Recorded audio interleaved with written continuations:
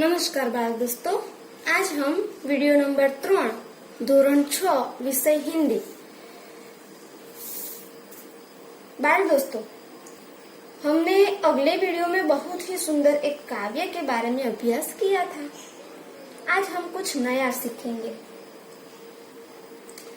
बाल दोस्तों, हमारे देश में कई भांति भांति के लोग रहते हैं।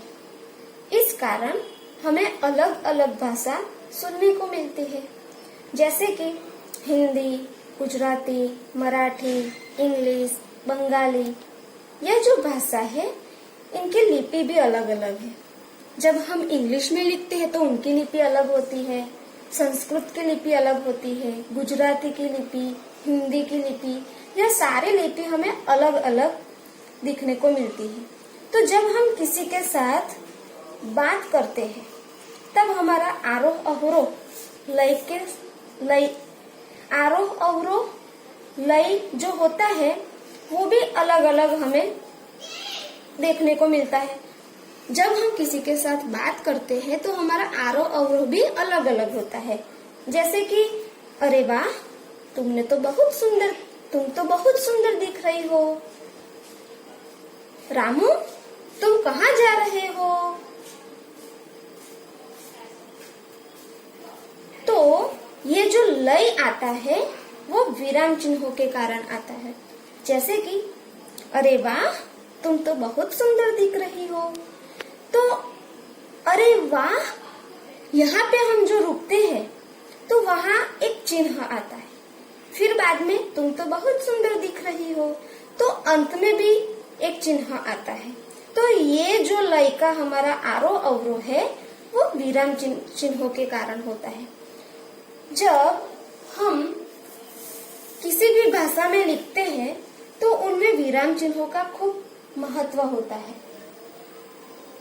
किसी भी भाषा को बोलते, पढ़ते और लिखते समय अर्थ को स्पष्ट करने के लिए वाक्यों के बीच या अंत में रुकना पड़ता है, और इस रुकावट के संकेत देने वाले लिपि चिन्हों को विराम चिन्ह कहते हैं।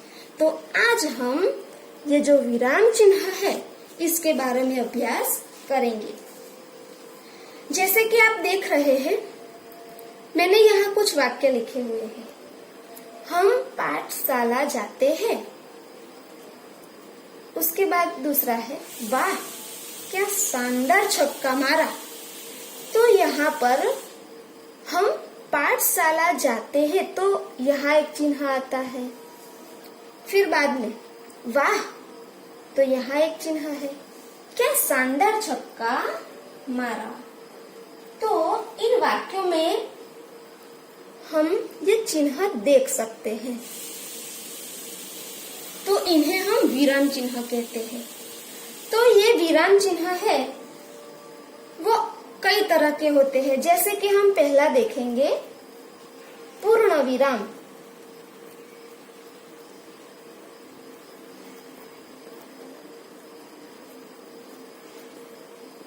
पूर्ण विराम किसे कहते हैं?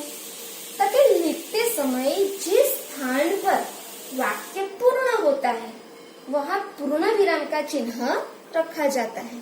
जैसे कि हमने देखा, हम पाठशाला जाते हैं तो यहाँ पर वाक्य पूर्ण हो गया, तो ये जो चिन्ह आता है उसे हम कहते हैं पूर्ण विराम। पूर्ण विराम का संकेत क्या है? तो कि ये इनकी लिपि क्या है? तो ऐसा एक डंडी वाली मात्रा, तो इसे हम पूर्ण विराम कहते हैं। उनका उदाहरण हम देखेंगे, जैसे कि हमारे देश का नाम भारत है। हमारे देश का नाम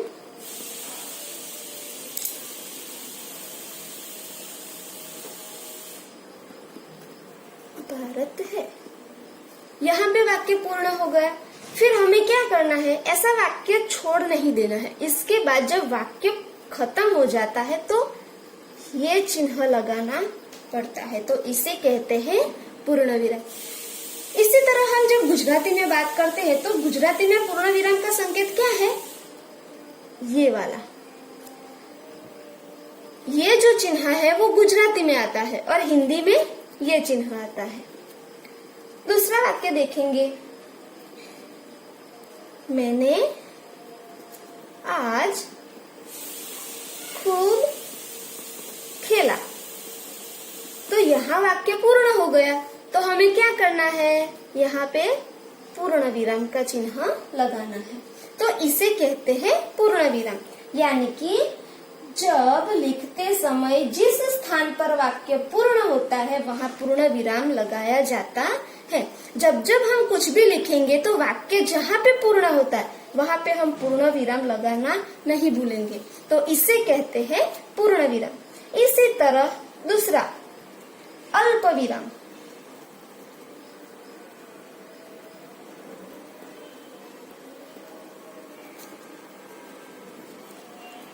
उसका संकेत क्या है, तो अल्प विराम का संकेत है ये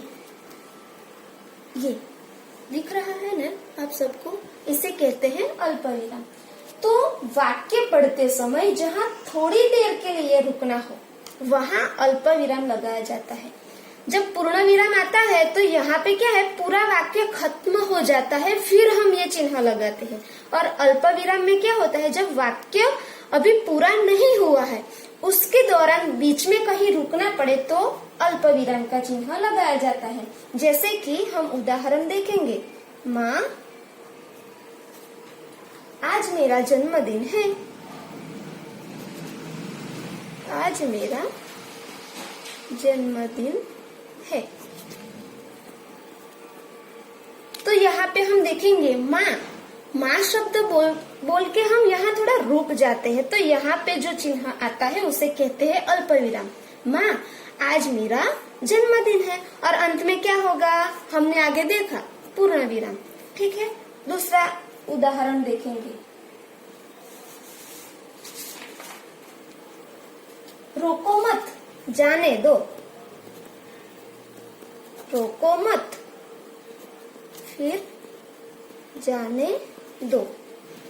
तो यहाँ पे रोको मत इतना बोल के हम यहाँ थोड़ा रुक जाते हैं। तो यहाँ पे क्या आएगा, अल्प विराम। फिर जाने दो, तो अंत में पूर्ण विराम। तो पूर्ण विराम का चिन्ह है ये। जब वाक्य पूरा खत्म हो जाता है तब हम पूर्ण विराम लगाते हैं। अल्प विराम यानी कि अभी वाक्य पूरा नहीं हुआ है, लेकिन जब बीच में हम कहीं रुकते हैं तो वहां पे आता है अल्प विराम। अब तीसरा है प्रश्नवाचक चिन्ह।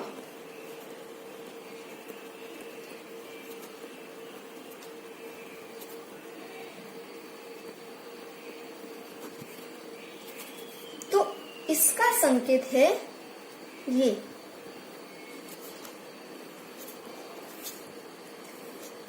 तो प्रश्नवाचक चिन्ह किसे कहते हैं, तो कि जब किसी व्यक्ति से कोई जानकारी प्राप्त करने, प्रश्न पूछने हेतु उपयोग में लिए जाने वाले वाक्य के अंत में प्रश्नवाचक चिन्ह लगाया जाता है। सीधे मतलब में हम अगर कहे तो जब हम किसी को प्रश्न करते हैं, कुछ पूछते हैं, हमें किसी को ये कुछ पूछा और सामने से उसका उत्तर आता है, तो जब हम किसी को पूछते हैं तब यह प्रश्नवाचक चिन्ह लगाया जाता है। उदाहरण में हम देखेंगे कि आपका नाम क्या है। तो यहाँ पे क्या होगा, आपने किसी को पूछा कि आपका नाम क्या है, तो वो सामने वाला जो व्यक्ति है उसका नाम बताएगा, यानी कि आपको कुछ माहिती प्राप्त हुई है। तो कुछ जानने के लिए जब हम किसी को प्रश्न पूछते हैं तब आता है प्रश्नवाचक चिन्ह। हमने पहले देखा पूर्ण विराम, जब वाक्य पूर्ण हो जाता है तब आता है पूर्ण विराम। अल्प विराम यानी कि वाक्य अभी पूरा नहीं हुआ है लेकिन बीच में जब रुकते हैं तब आता है अल्प विराम। और प्रश्नवाचक चिन्ह यानी कि जब हम किसी को प्रश्न करते हैं तब अंत में आता है प्रश्नवाचक चिन्ह। दूसरा भी उदाहरण इसका देखेंगे, गाड़ी कब आएगी। गाड़ी कब आएगी यानी कि हमने किसी को प्रश्न पूछा है, इसका उत्तर भी हमको मिलेगा, तो यहाँ पे क्या आएगा, प्रश्नवाचक चिन्ह। चौथा लिखेंगे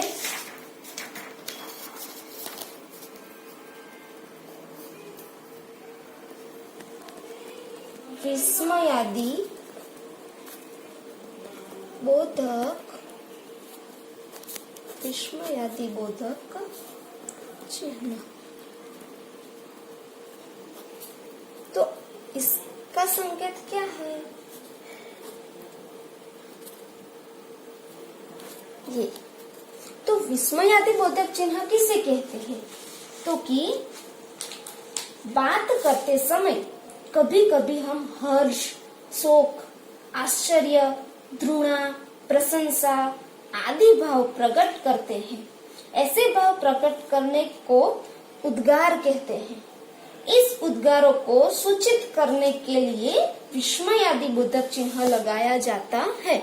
जैसे कि हमें ये जो चिन्ह है उसको गुजराती में हम कहते हैं उद्गार चिन्ह।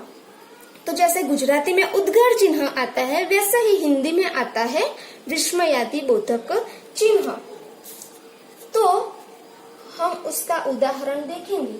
आज मैं कितना खुश हूँ। आज मैं कितना खुश हूँ।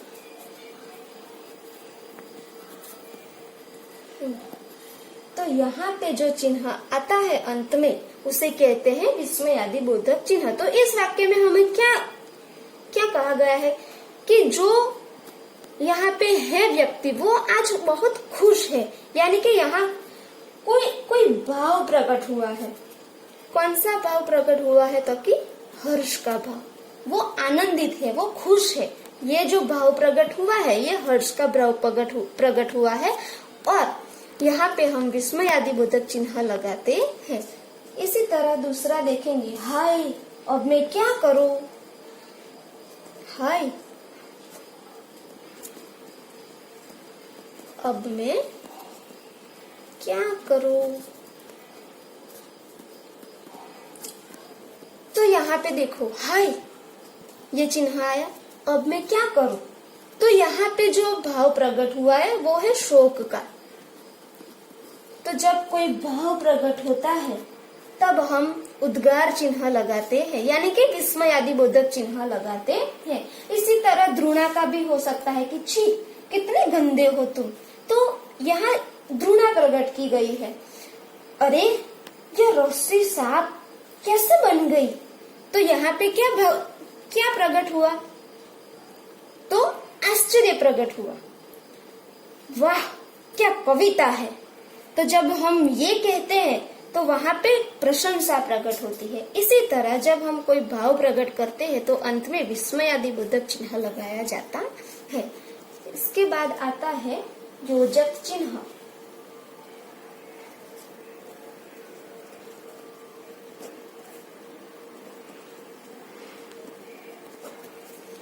उसका संकेत है ये, इसे कहते हैं योजक चिन्ह।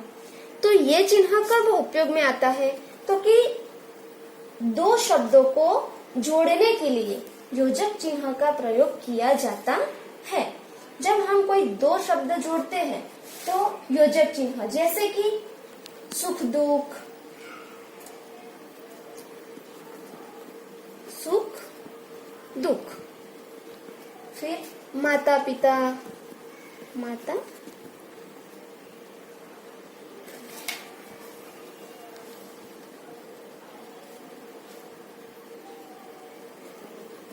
पिता, देश विदेश। तो यहाँ पे हम जो चिन्ह लगाते हैं इसे कहते हैं योजक चिन्ह। उदाहरण एक देखेंगे, जैसे कि माता पिता की सेवा ही सच्ची पूजा है। तो यहाँ पे माता पिता की, तो यहाँ जो चिन्ह लगाया है उसे कहते हैं योजक। सेवा ही सच्ची पूजा है, यह वाक्य पूर्ण हो गया। तो अंत में क्या आएगा? पूर्ण विराम। इसी तरह दूसरा वाक्य लिखेंगे,